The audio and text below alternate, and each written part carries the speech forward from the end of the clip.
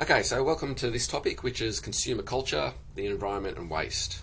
Or, why do we throw out so much crap, and will we ever stop? So as usual, we're breaking this up into three parts, but before we get into that, I've just got a link here to a really great video that was made quite a while ago now. So, you know, the example of the little iPod it uses is a little bit dated, but the story of stuff, and it really, in 20 minutes, in this kind of really great animated way, brings together production, consumption, waste, politics, in this really all-encompassing, really easy to understand way that I think engages with many of the things we've been talking about in the course. So if you're interested in that, I do show it in Soccer 1010, so if you've done that, you may have seen it already, but if not, check that out. Part one is visualizing waste. So what I'm going to do in this first bit is talk a little bit about what waste means in a consumer culture, and throughout the whole lecture I'm doing that. But then I'm going to use some examples to try and show the scale of it, I suppose. Gay Hawkins has written about waste, I think, really interesting ways. Drawing on sociological, cultural studies and anthropological ideas from a long time to bring together kind of an interesting way to think about this. So the quote here that, she did interviews asking people about waste and their garbage, and she found all these really hilarious and horrifying stories. Blocked drains, desperate searchers looking for the Barbie doll in the garbage, or the Barbie doll's shoe. The acrimoniously kind of taking the bed to the dump after you break up with someone to kind of so you don't have to think about them or smell them anymore, right? So waste in this sense generates powerful emotions, but maybe in terms of the throwing out of the bed, emotions generate waste in that sense. So there's that. Not just bodily organic waste. It's not just piss and shit, foul-smelling kind of stuff that disturbs us. The empty Coke can, if you're earlier on when we were talking in the course about nature culture, you try and escape, get to nature, you get to the end of your walk and there's garbage, and it kind of, it affects the way you think and feel, and it affects your joy. And anytime you see garbage floating in the sea, it feels like you're sitting in something for you. No, not here. It doesn't matter what it is. It's like, yeah, that's right. And I always a plastic bag in the ocean when I'm swimming. I always feel like I should grab it and get it out, but then I've got to get out, and I haven't got pockets, and there's and you feel guilty about that. So you make all this effort to kind of escape culture into nature, and but there it is right in front of you. So rubbish finds its way into paradise as well. So in this sense, what Hawkins points out is waste, in a sense, is culture. It's not separate from it. It's the amount of it, I suppose, is generated by different cultural and production practices. And this is particularly the kind of in Western consumer culture, where there's things are often kind of made to break, to throw out, to replace next year. Fashion dictates that skinny ties are out, wide ties are in. Obviously buy a new tie if you're interested in that because of fashion or whatever. So also the case where there's an irony here with consumer culture that technology does become cheaper as it reaches saturation point, that more and more people have it, but then it kind of becomes cheaper to buy a new one rather than get it fixed and all that kind of thing. So these are the way that waste is produced there is deeply then related to the cultural practices. And I remember talking to my parents when I wanted a new pair of Air Jordans, right? You've already got a pair, and I was just couldn't understand how they wouldn't let me a new one. They tell? Yeah, can't you tell that this is important? So, obviously, I think that's funny now, but it wasn't to me back then. So, waste rate, relates to different forms of consumption, conspicuous consumption. In a way, wasteful is kind of high status. You can kind of afford just to not worry about things and just get rid of stuff. Yeah. So, which is interesting because in the past, being kind of non-wasteful was kind of an expression of your morals. And now morals. If you don't throw things away, you're seen as a hoarder, which is a very vilified person in our society. You don't throw things away, you keep it and you clutter your house, and that's unhealthy and that's bad.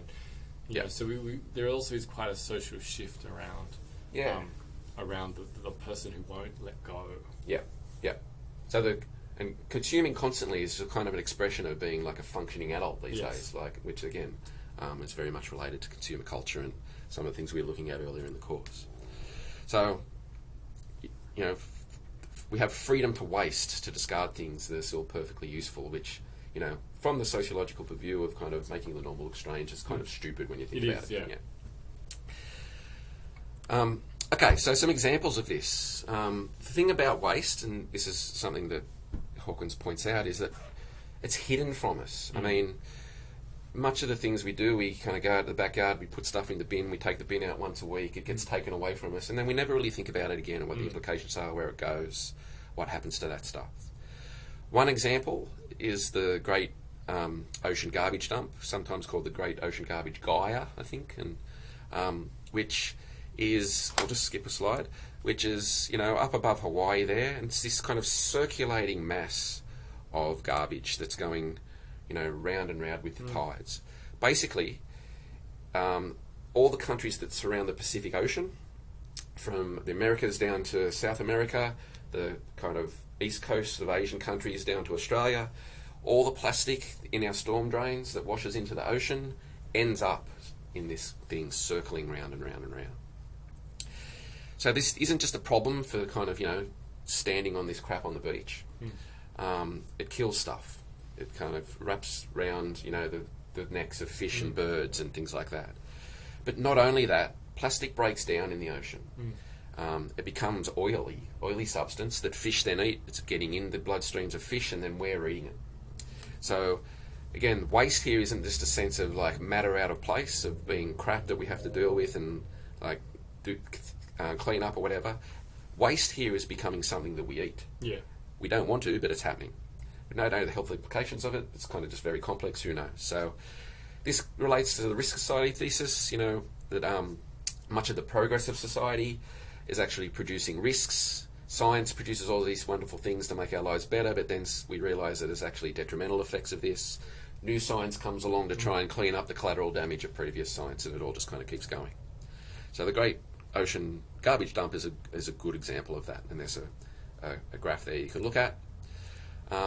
It's a swirling vortex of plastic soup, which I think is a good way to put it. And it's just incredibly huge, 25 million square kilometres, over 10 million tonnes of plastic waste. It's just incredible amounts of stuff. To the point where people are estimating that the amount of plastic in the ocean may be getting to the point of like outweighing plankton, which is terrifying. Some are saying that it's outlying 6 to 1, others are saying that it's too much and you need to take it out of the oceans and whatever. And the way things are measured in that sense are a little bit hard to tell, because plankton's much harder to measure than plastic. But, even if it's 1 to 1, it's absurd. So, also, it's kind of an intractable problem.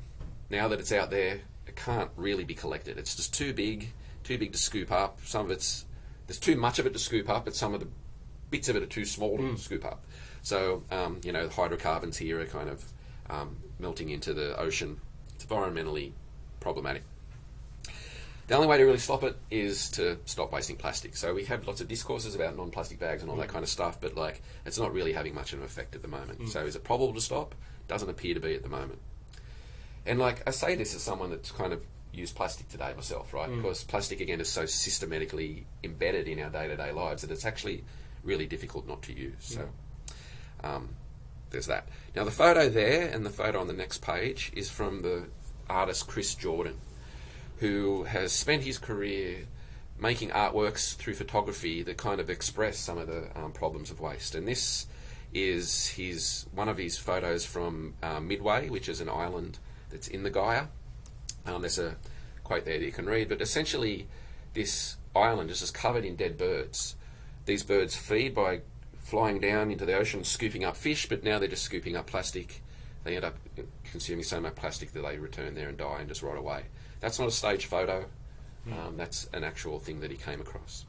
If you're interested in more expressions of understanding the scale of waste, click on the link to Chris Jordan there and have a look at his series called Running the Numbers, where he uses statistics about different forms of waste, the plastic bags we use, the soda pop bottles we use, to make these amazing images that then, if you kind of scale into them, actually has the 525,000 bottle caps to make up this image. That's really interesting stuff. So there's the wasting of there's plastic as a form of waste that's having all these detrimental effects. Then there's the kind of amount of food waste that we have, and again, it's kind of built into the way that we consume, the way that we shop now. Earlier in the course we were talking about malls.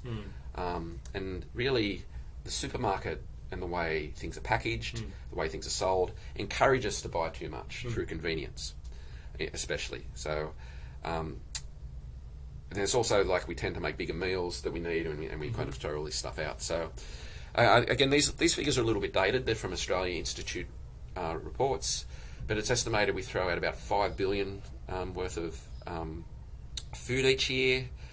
There's a bunch of kind of environmental impacts about this, like $5 billion of food therefore probably didn't need to be produced in the first place, so therefore there's all kinds of effects at the production end. Water, even just the water, the fertilizer, the dead land, the dead animals.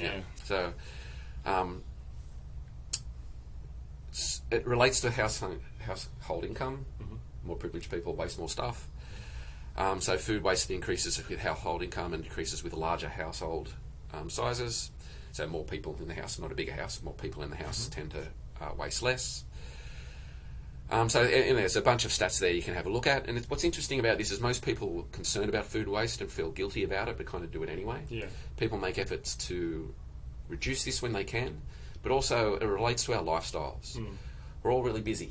We all, if we're going to cook dinner, or have to deal with this stuff and go shopping, we do it, and we kind of don't do it that kind of methodically, and therefore kind of not only the systems of the way that we buy stuff, but the systems of the way we work kind of contribute to this kind of waste systems. And our technologies, for example, the microwave.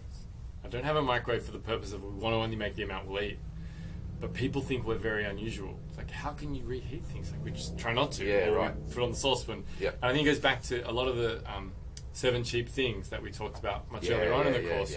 Not just cheap food, but cheap energy to keep producing it, repackaging it, moving it, reheating it, all these kind of things that encourage this kind of wasting. That's right, yeah. And now, like, with the rise of things like Uber Eats and stuff like that, like the efficiency margin in this kind of stuff in terms of, buying takeaway food, there's a kind of increased carbon footprint going on. And not only is the food being kind of, the ingredients being brought to the shop with all kinds of food miles that I'll get into later, it's then even increased by someone on a motorbike or a car delivering it to your house. Down the street. So again, I'm not going to go into this slide in too much detail here. You can look at the facts and figures yourself. Again, taken from the Australian Institute reports on this stuff. It certainly shows that better planning can help reduce this. And the play-off between conscious consumption and convenience foods is something that we all kind of think about and try and deal with. But also, it seems to be that like the food retailers' profits are kind of built in to having us consume in this wasteful way. Yeah. And it's particularly the case with bulk buying, like when it comes to food, huge packs of meat or whatever, and we freeze it, and like people put it in the back of their freezer, and a year later they have to throw it out because they forgot about it, right? So there's like, it's not even the preparation of meals. Sometimes the way that we kind of systematically do these things, in an attempt maybe not to be wasteful and to spend money efficiently, can result in these kind of inefficient things. Save money, things on sale, etc., etc., etc. Yeah. So in recent times, there's been, I reckon, a bunch of popular culture. There's shows on ABC that talk about this. There's campaigns to get rid of plastic bags, and some towns have gone plastic free and all that kind of stuff, and that's all good. But they're kind of only making a bit of a kind of incremental, I suppose, solution to the problem, because much of the waste that we're talking about actually happens at the production end. Yeah. So I think, as the story of stuff points out, that this isn't quite right, but say the 2 garbage bags full that we might save this end is actually produced, by like 20 garbage bags of waste at that end. So really it's production that is as much as the problem here. And what this then gets tied to is kind of notions of green consumption, ethical consumption and stuff like that, which again does make some incremental differences, but also then becomes about the way people perform their politics. Exactly. And that kind of thing. And no one wants to be too planned. You don't want to be that kind of person. Yeah. It's interesting too in that even attempts to not waste food need things like Glad wrap.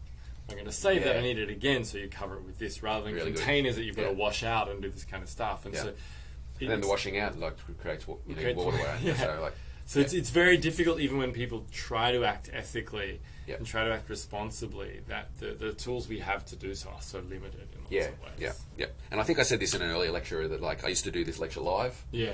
And then one day I was on my way home, called in at Woolworths to get stuff to make to eat, and I didn't have my carry bags with me.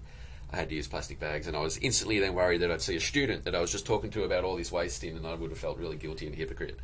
Don't worry, in the future, facial recognition software will scan you as a serial bag not bringer. That's right. And maybe they'll tax me more. Exactly, you'll take it. Yeah.